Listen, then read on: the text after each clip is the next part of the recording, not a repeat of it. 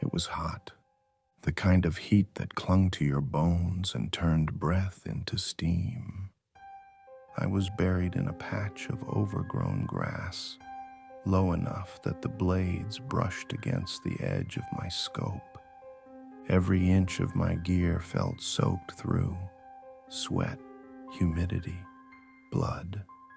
Maybe some of it wasn't mine. The town ahead was bleeding silence.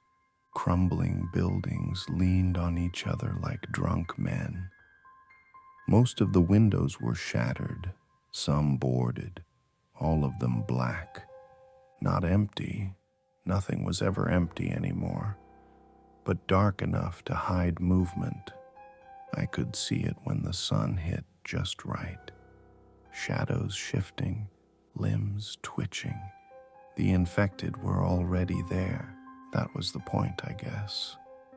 The government never admitted it, but everyone knew what they'd done. Let the sickness out and waited for it to burn away the rebellion.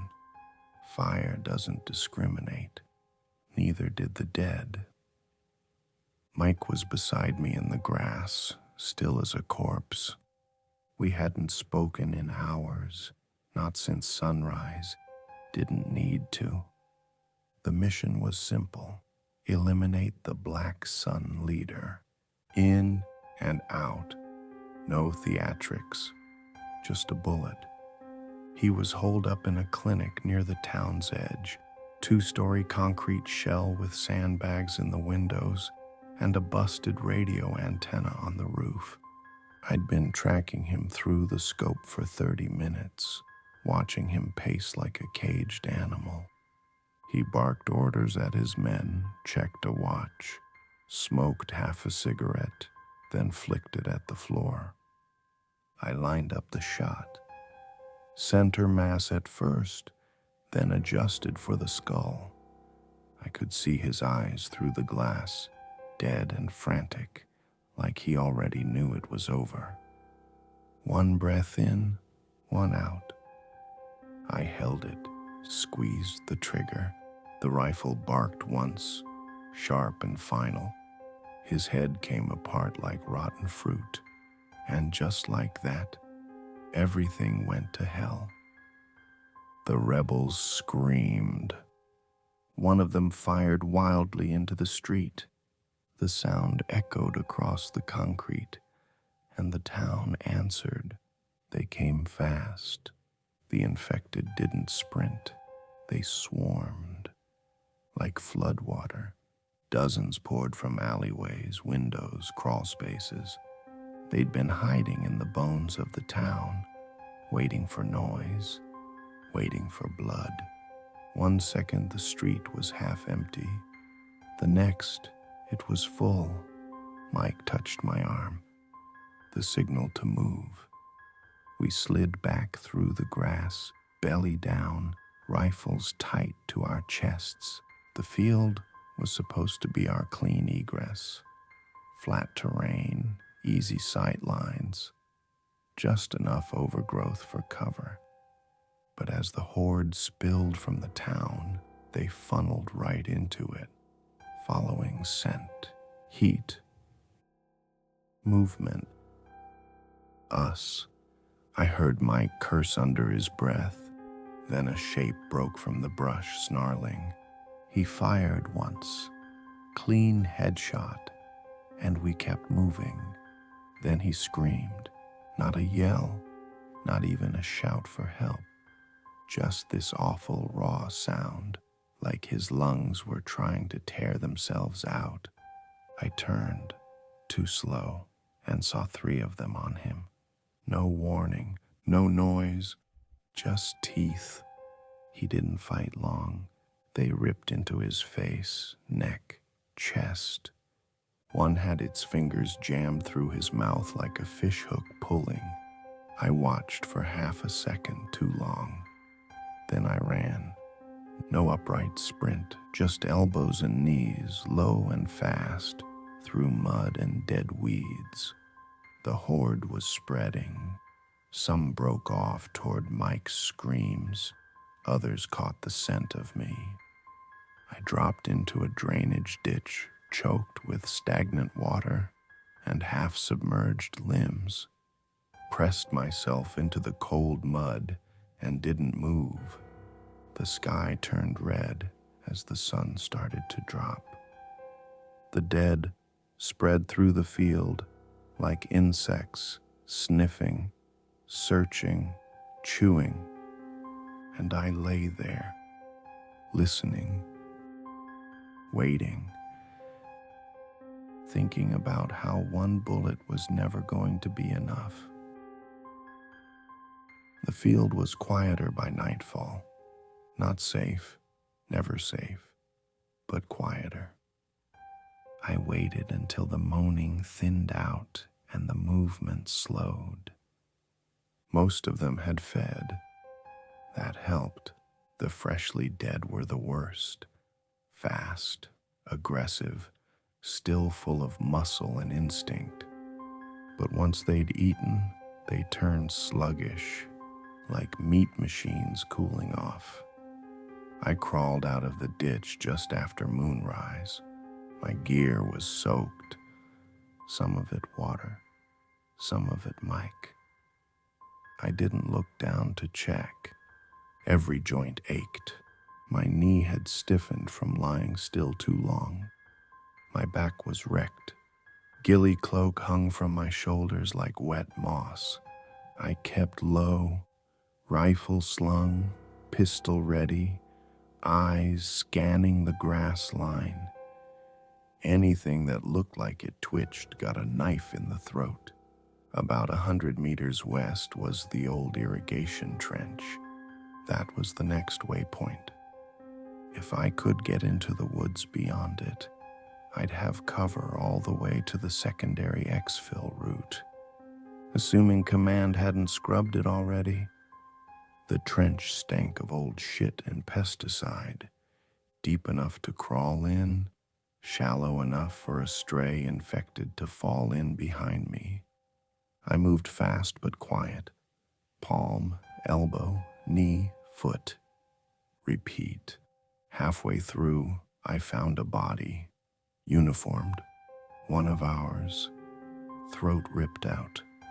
No weapon. I paused and checked for dog tags. Name was Salazar. Could have been recon from a different team. Maybe Overwatch for another hit. No one told me there'd be another unit out here. Maybe command hadn't either. Took his sidearm. Empty. Ammo was still good though. Pocketed it. Didn't say a word. Just kept moving. About 30 minutes later, I reached the tree line. That's when I heard the signal ping. Faint. Broken, but there. My hand shot to the radio clipped under my rig. It had been fried during the sprint, but I'd salvaged a drone battery from the busted scout drone near the trench. Managed to Frankenstein them together with wire and chewing gum. It caught the signal, barely. One burst of static, then a voice.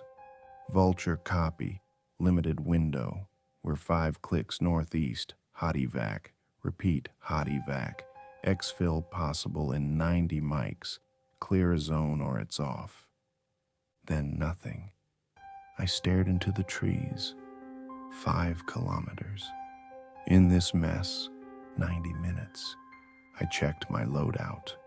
1 suppressed Glock, 17 rounds, 2 magazines, 1 bolt action, 5 in the mag, 2 loose, 1 flare, no food, no water, and the field behind me crawling with things that wanted to chew my spine in half. The forest ahead wasn't thick, but it was dark. That helped. The infected didn't see well in the dark. They heard, they smelled, but night made it easier to disappear. I moved through the trees, careful not to snap twigs or rustle leaves. Every step felt like it echoed. Wind had picked up, smelled like rain, like ash, like rot. At one point, I found a small barn, collapsed roof, rusted tractor out front. Probably hadn't been used in years. There were bodies strung up on the fence, maybe 10, hung by wire, arms out, heads missing. Some ritual thing. Rebels, maybe, or worse. I didn't stop to ask. Inside, a rebel was bleeding out, mid-20s, hands bandaged, eyes sunken.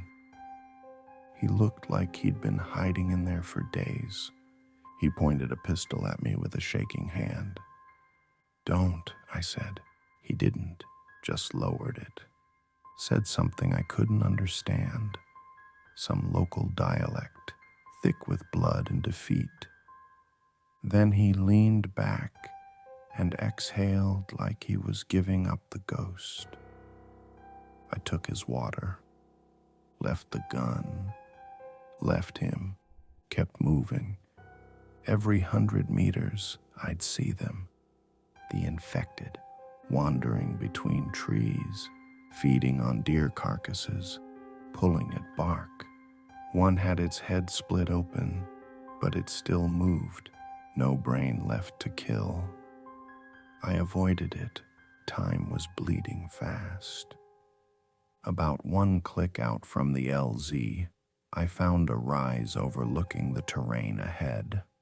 A burned-out homestead, fence still intact, with a single road leading in. That's when I saw it. The horde, a solid wall of bodies pouring from the southern edge of town, shambling, gnashing, dozens, maybe hundreds, headed straight toward the road I needed to cross. I had one option: to burn them. I had 20 minutes. The LZ was less than a kilometer out, open farmland with a dirt road and a broken windmill as the only landmark. No trees, no rocks, no cover, and between me and it, a tide of dead things spilling across the road like a mudslide made of teeth and bones. I'd seen combat before. I'd seen massacres, but I'd never seen this many. They didn't march, didn't run, just moved, shoulder to shoulder, scraping and slapping, eyes rolled back or missing entirely. The only thing driving them forward was sound, vibration, heat. I knew I couldn't shoot my way through. Even if I could drop every single round center mass, it wouldn't matter. They didn't stop unless you killed the brain, and sometimes, not even then. I needed a hole. I backtracked to the old barn I passed earlier, the one with the dead rebel and the rusted-out tractor. The fuel tank was still intact. I siphoned what I could into a cracked can I found under the floorboards, mixed it with dry hay and every flammable scrap I could scrounge, rigged it up with a tripwire flare. Not elegant, not stable, but loud as hell. It wouldn't kill them. I didn't need it to. I needed sound. I set the trap on the southern fence line, just within sight of the horde. Then I sprinted back to the ridge, dropped to the ground, and pulled out the flare. My hand hovered over the striker. One shot at this. If it didn't work, there'd be no second chance. They'd be on me before I could reload. I lit it. The red fire hissed to life, casting long shadows through the trees. I lobbed it high over the fence. The flare landed on target, right into the nest of soaked hay. 3 seconds later, The barn exploded. A wave of heat blasted over the ridge. The sky turned orange and black. The horde paused, just for a moment, then broke formation and moved toward the sound like pigs to a slaughter. The field between me and the LZ opened up like parting jaws. I moved, low and fast. Every breath counted. Every step was a prayer. Ash rained down. The ground trembled behind me as the horde shifted direction, moaning and stumbling toward the fire. I had 30 meters of open terrain, 30 meters of blood-slick dirt and twitching limbs. The helicopter came in low, blades chopping the night, no lights. I didn't wait for the signal, I just ran. 10 meters out, something grabbed my leg. I hit the ground hard. Taste of copper in my mouth. Looked back. It was a rebel. Half his body missing, eyes gone white. Still had fingers, though. Still had teeth. I drew my knife and buried it under his chin. He twitched, went still. I climbed into the bird with blood on my face and a scream in my throat. The ramp slammed shut behind me. I collapsed onto the floor, chest heaving. The drone of the rotors drowning everything else. The crew didn't speak. They just stared. One of them, young, wide-eyed, probably hadn't seen a single deployment before this. Looked like he wanted to ask me something. He didn't. He didn't need to. I leaned back against the bulkhead, closed my eyes. Mike's scream echoed in the black behind my lids. The chopper rose into the burning sky.